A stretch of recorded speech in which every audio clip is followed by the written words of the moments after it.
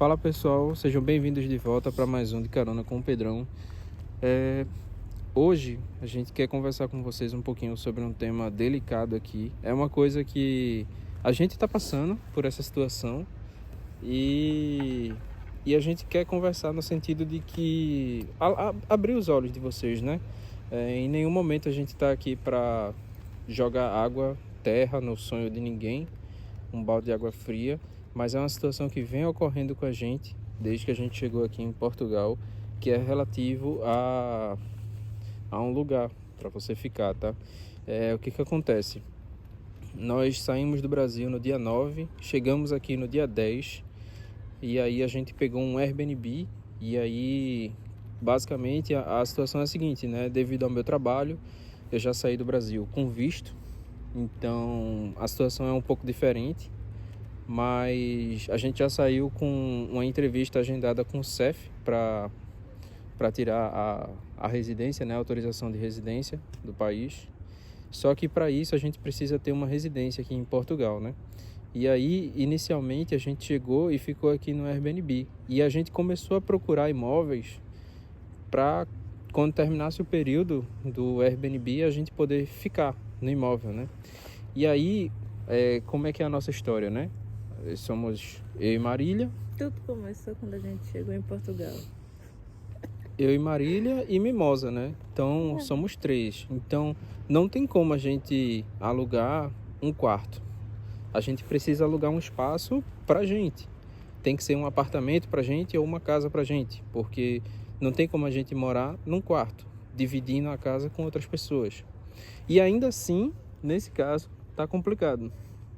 Até dá, mas a gente gosta da privacidade. E Não dá, amor. Como é que vai viver eu, tu e Mimosa num quarto? Não dá. Dá-se um jeito, só não dá pra morte. Porém, o que a gente está procurando é algo mais longo.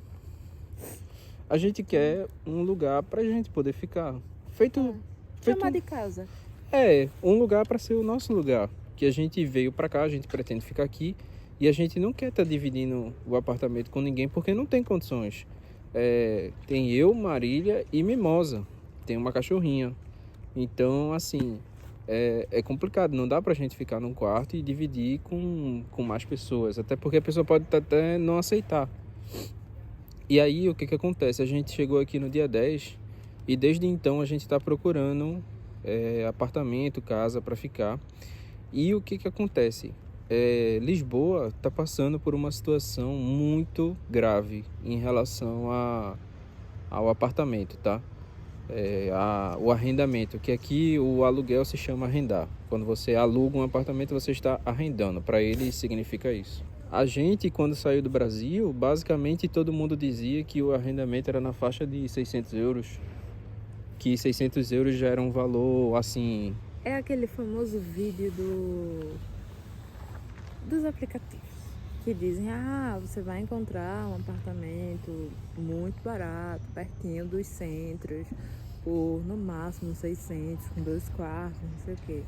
E essa foi basicamente a ideia que a gente tinha no começo. E pode ser que seja real, realmente, até porque existem casas que são assim, mas geralmente são bem mais afastadas.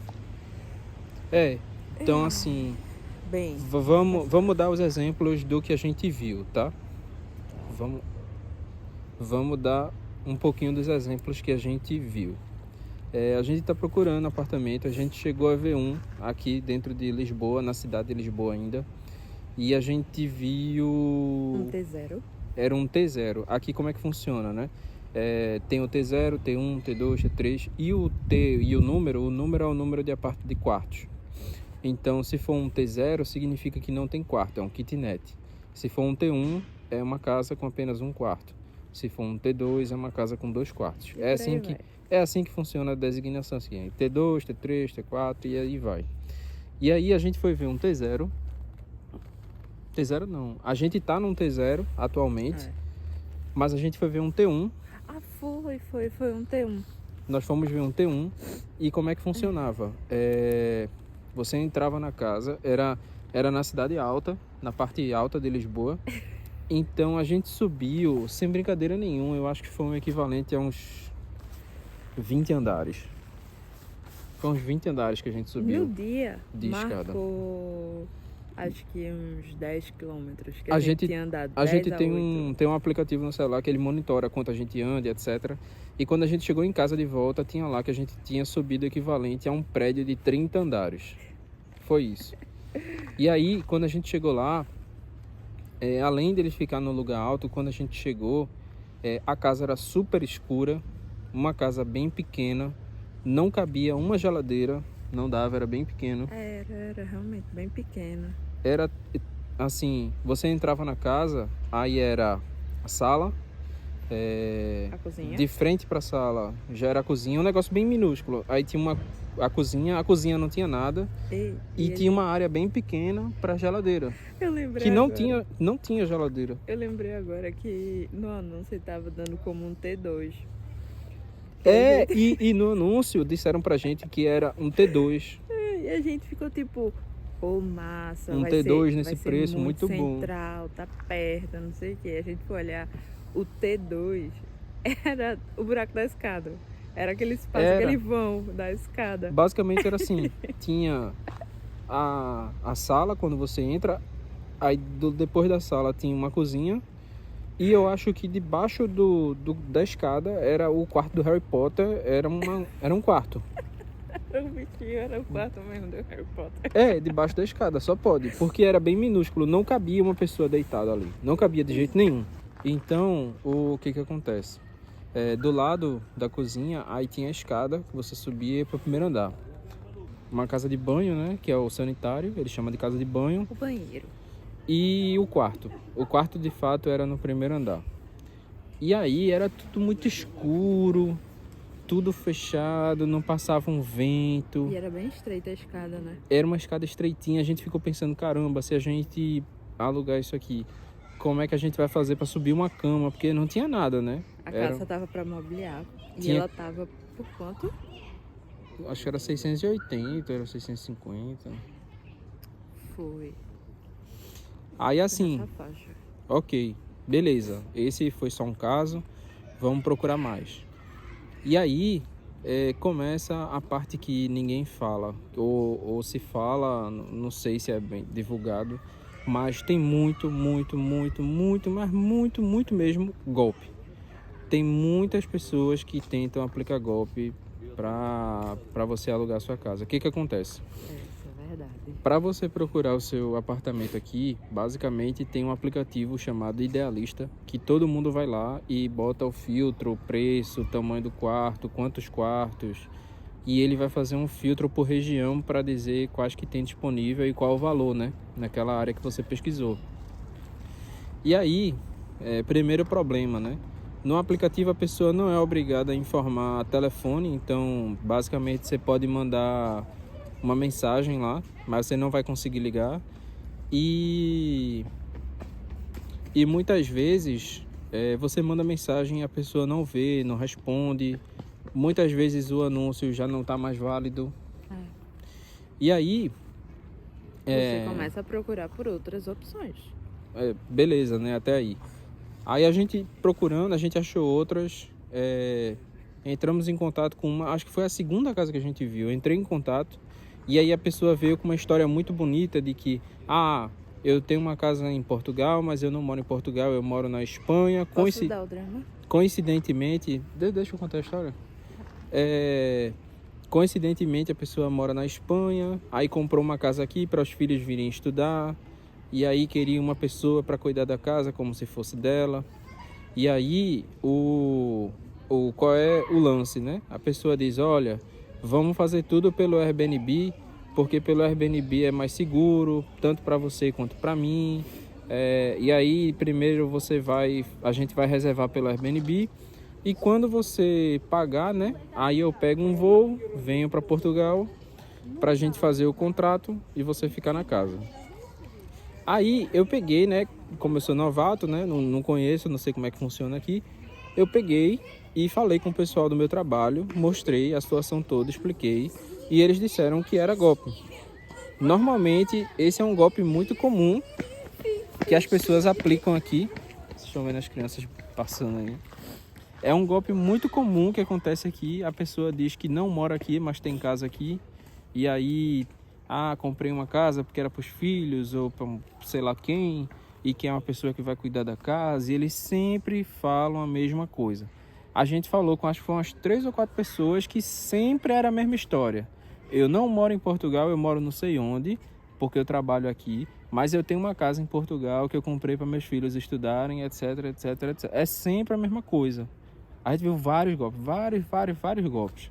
E a pessoa nunca estava em Portugal, sempre estava num lugar perto, ou que vivia a trabalho, enfim, sempre era uma história escabrosa, assim, né?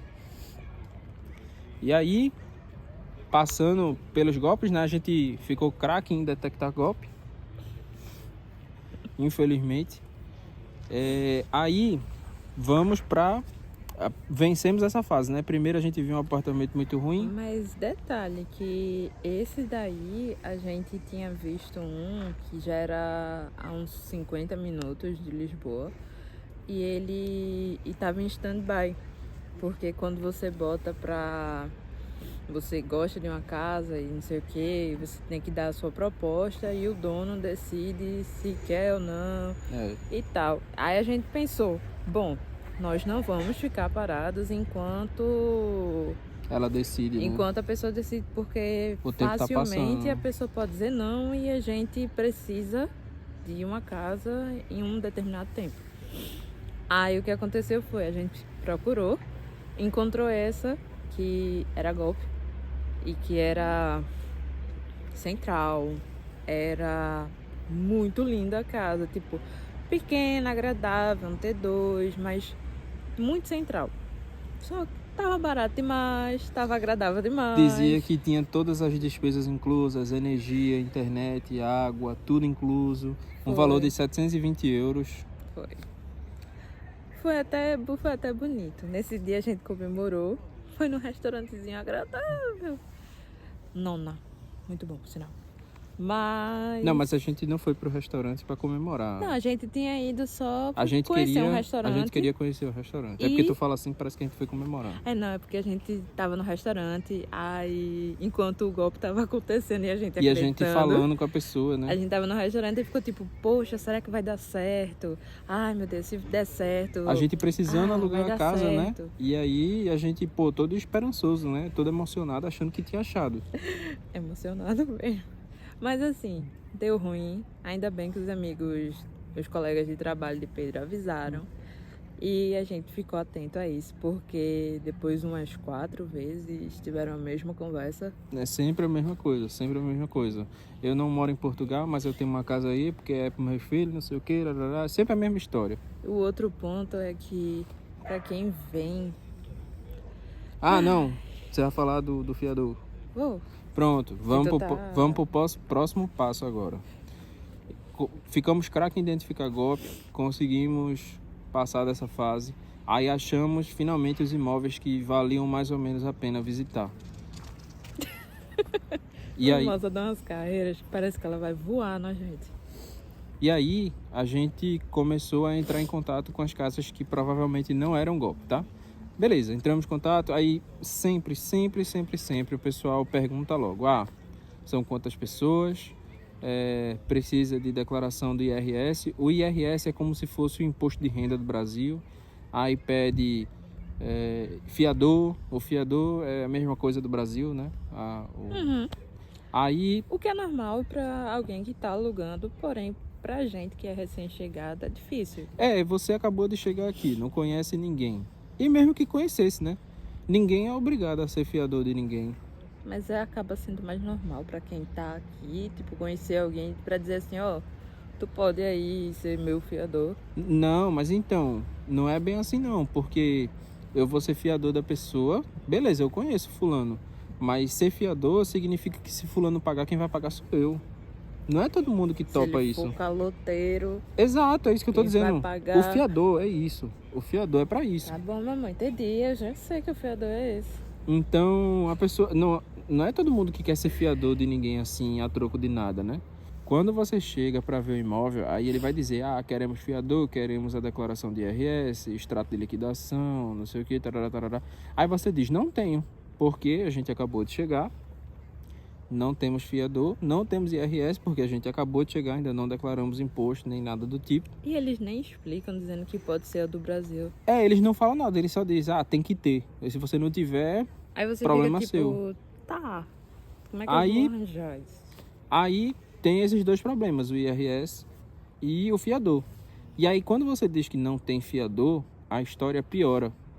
Porque aqui, como é que acontece? Você vai arrendar um apartamento e eles vão dizer para você, precisa dar duas rendas e 2 calções. Um exemplo, 2 rendas e 1 calção. 2 rendas e um calção, tá bom. O que significa? Que a gente não vê isso normalmente. Normalmente é 2 rendas e 2 calções, ou 3 rendas e 2 calções. Não, O que a gente significa encontrou isso? foi de, tipo, no final eram 6 meses. Era um negócio assim.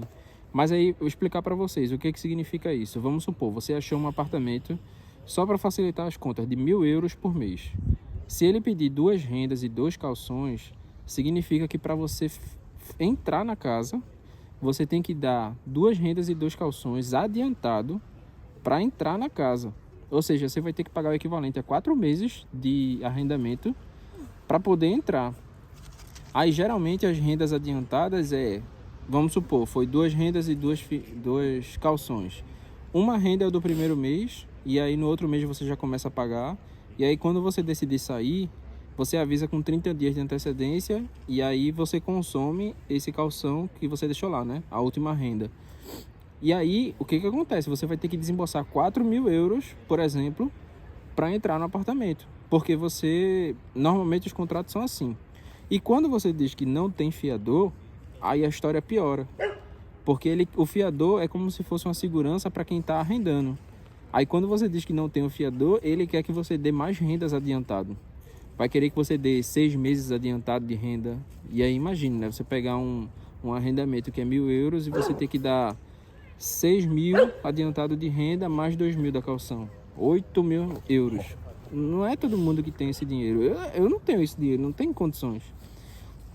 Aí tem esse problema e muitas vezes, aí vamos supor que você achou um apartamento no preço que você estava disposto a pagar, as calções e a renda era o que dava para você fazer, aí você faz uma... Mimosa tá ali, ó.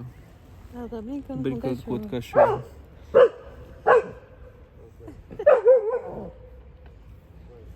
Aí quando você finalmente acha um que talvez se encaixe no seu orçamento, aí você faz a proposta, né? E aí normalmente quem trata disso é igual no Brasil, quem trata disso é o corretor. Aí o corretor pega todos os seus dados e envia para o proprietário da casa para ele decidir se vai querer lhe arrendar ou não. E aí a gente passou por um processo desse, que a gente mandou todos os dados e simplesmente demorou 1 semana para ele dar a resposta de dizer que não, que o proprietário não aceitou. Foi 1 semana que a gente ficou esperando para ele dar a resposta, para dizer que não ia. Eu acho que eu sou muito emocionada, porque eu também estava feliz com essa. A casa não estava mobiliada, eu já estava tipo assim, meu Deus, esse móvel aqui vai ficar lindo naquele canto. Mas... você pesquisa, você olha, você entra em contato com o corretor, você visita, você faz tudo. Mas isso não quer dizer em momento nenhum que você vai conseguir arrendar. Não quer dizer nada. Você não tem nada certo. Só tá certo quando você conseguir assinar o contrato e entrar. E olhe que eu ouvi casos de pessoas que arrendaram e ainda assim foi golpe. O cara pagou as rendas, o calção, assinou o contrato e o cara subiu com o dinheiro. Ele chegou a visitar o apartamento e era golpe. Porque o cara invadiu um apartamento, fez uma chave, tipo uma chave mestre, arrombou o apartamento e mostrou para a pessoa que estava visitando, que queria arrendar, pegou todas as informações, fez um contrato com os dados falsos e sumiu com o dinheiro da pessoa e ficou por isso mesmo. E você pensa, chama a polícia. E simplesmente não resolve nada. Esse caso que eu ouvi falar é de um cara que era amigo de uma pessoa que trabalha comigo. E por acaso esse cara que trabalha comigo, a esposa dele é advogada. E eles processaram e tudo, e tipo, não deu em nada. O cara já tinha vários processos nas costas E não aconteceu nada. E ficou por isso mesmo. Simplesmente ele esqueceu, deixou pra lá e o cara perdeu esse dinheiro. Então tem que ter muito, mas muito, muito, muito cuidado na hora de procurar um apartamento aqui para arrendar em Portugal. É um salsichinho.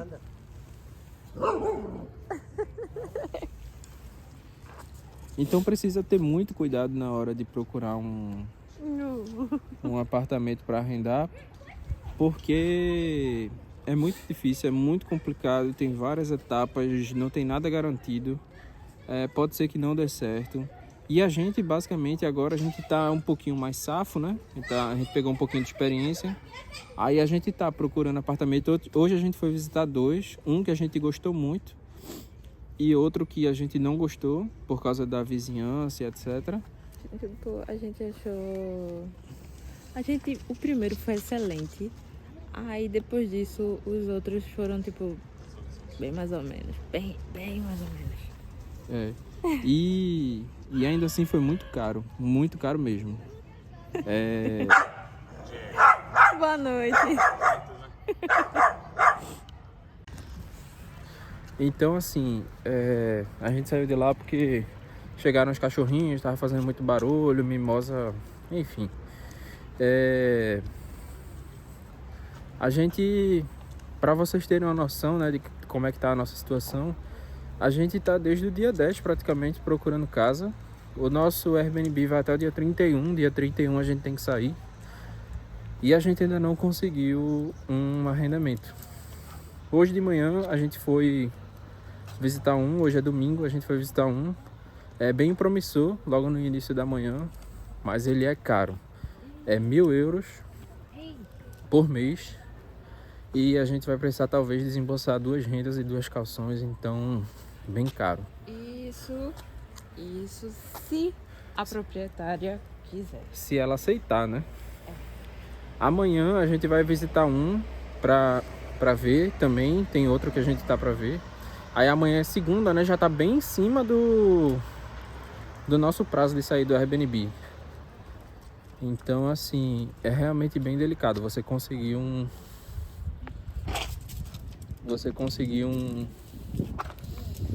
arrendamento aqui em Portugal. É realmente uma tarefa complicada, difícil. Você pode cair em golpe. É muito complicado mesmo. Então, assim, eu queria bater esse papo com vocês para mostrar para vocês um pouquinho como é que é da realidade da situação. Eu não estou dizendo que essa é a regra, mas os preços estão muito altos, estão significativamente muito caros. Já não tá mais a mesma coisa. Ei, rapidinho. Tu deixou explicado que é 1.000 euros para um T1? Não, eu não falei esse pequeno detalhe, o que a gente foi ver hoje era 1.000 euros um T1, que é um apartamento de 1 quarto. Agora, para ser honesto, né, o apartamento era bem grande, assim, eu acho que tinha uns 80 metros quadrados, tinha uma área bem boa e era totalmente mobiliado. 80 eu não acho não, mas assim, tinham duas entradas no sentido... Duas varandas. Duas varandas. Era bem bonito, tava mobiliado. A única coisa que a gente precisava organizar era comprar um colchão de casal, porque lá eram 2 camas de solteiro. E a gente ia precisar comprar também uma TV ao carro, assim. Porque a TV lá era uma TV de tubo bem velha que eu acho que nem funciona. Então, assim, basicamente o que a gente ia precisar lá é um colchão para botar em cima da cama, né? Para dar um jeito. E uma televisão para a gente poder usar. E talvez um móvel, né? Para poder trabalhar. Só que esse ainda não é definitivo, a gente não tem nenhuma certeza. A gente não sabe se a proprietária vai aceitar os nossos termos também. Então, assim, são muitas incertezas e muitos sis, detalhes, enfim. Então, eu queria trazer esse assunto aqui para deixar claro para vocês. Eu espero que vocês entendam que a gente não está querendo jogar terra no plano de ninguém. Se seu sonho é vir para cá, venha. Mas eu só estou querendo deixar avisado que trazer informação da realidade, né? Para você não vir totalmente no escuro, sem saber o que esperar e chegar aqui e ficar sofrendo. Porque os preços, atualmente, os preços de Lisboa, tá? Eu tô falando esse vídeo todinho, especificamente de Lisboa. Os preços estão muito caros mesmo. Inclusive, todo mundo que mora aqui tá reclamando. Aí eu falo com o pessoal do trabalho e até o pessoal do trabalho fica indignado com os valores. Mas simplesmente não tem o que fazer, porque não tem mais barato. E quando é mais barato, às vezes é golpe. Ou quando não é golpe, o cara exige um fiador, exige um IRS, exige um bocado de coisa. E você não tem essas coisas pra oferecer. Ou então a casa é muito longe. Aí você vai ter que pegar um comboio, passar 1h30 para chegar aqui no centro para trabalhar. Todos os dias você vai pegar um comboio de 1h30. Então é inviável, né? Mas enfim, é isso. Eu espero que vocês tenham entendido. Esse vídeo vai ficando por aqui. Se esse conteúdo de alguma forma te ajudou, pelo menos serviu para passar o tempo, curta aqui no botão de like. Se você ainda não for inscrito do canal, se inscreve no canal. Fazendo isso você vai ajudar muito. E a gente pretende ainda trazer muita informação acerca de Portugal. Já tem alguns vídeos aqui no canal de alguns rolês que a gente deu. E ainda tem muitos para vir, tá? Isso aí. Um abração e até a próxima.